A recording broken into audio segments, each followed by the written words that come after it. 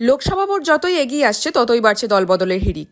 কোথাও বিজেপি ছেড়ে কেউ তৃণমূলে যোগদান করছেন, তো কেউ তৃণমূল ছেড়ে বিজেপিতে।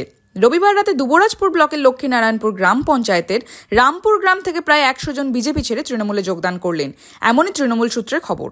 লক্ষ্মীনারায়ণপুর অঞ্চল থেকে রামপুর গ্রাম, সেই রামপুর গ্রাম থেকে আজকে 100 জন বিজেপি ছেড়ে তৃণমূল কংগ্রেসে জয়েন করেন। তাদের মধ্যে নেতৃত্ব দিয়েছেন প্রবীর বাউরি এবং শিশির বাউরি। তাদের নেতৃত্বে আজকে 100 জন জয়েন করেছেন। কৈলাস বাউরি, তারা সবাই কিন্তু আজকে তৃণমূল কংগ্রেসে জয়েন করেছেন বিজেপি ছেড়ে। তারা শুধু একটাই কথা বলে ভোটের সময়, যে ভোটটা দিন, এবং তারা একটা সাম্প্রদায়িক দল, সেই জন্য কিন্তু আজকে বিজেপি ছেড়ে আমরা তৃণমূলে জয়েন করলাম। মমতা ব্যানার্জি উন্নয়ন করেছেন, সেই উন্নয়নের আমরা আজকে যোগদান করলাম, সেই উন্নয়নের সামিল হলাম। আজকে জয়েন করার পর বুঝিয়ে দিয়েছেন যে এখানে রামপুর বুথে বিজেপি বলে কিছু থাকবে, আমাদের মনে হয় থাকবে না। তাই তারা কিন্তু জয়েন করেছেন এবং আগামী দিন এই বুথ নয়, শুধু লক্ষ্মীনারায়ণপুর অঞ্চলে 4000 লিড হবে। এটা বিরোধীরা দেখবে এবং অবাক হয়ে যাবেন, এটা আমি কথা দিতে পারি।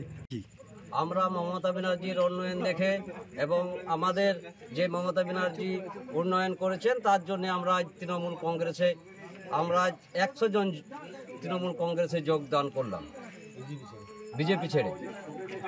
আমাদের তৃণমূল কর্মীরা সবসময় আমাদের পাশে থাকে এবং আমাদের অঞ্চল সভাপতি কাজল খানও যখন আমরা সময় ডাকি তখনই উনি আমাদের কাজে ছুটে আসেন এবং সেই বিপদ থেকে উদ্ধার করেন। এই জন্য আমরা আজ 100 জন তৃণমূল কংগ্রেসে বিজেপি ছেড়ে তৃণমূল কংগ্রেসে জয়েন করলাম।